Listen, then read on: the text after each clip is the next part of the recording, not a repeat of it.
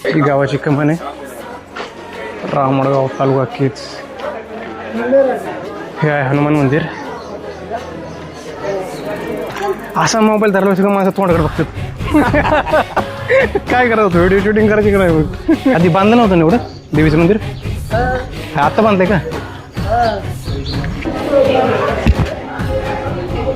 समोर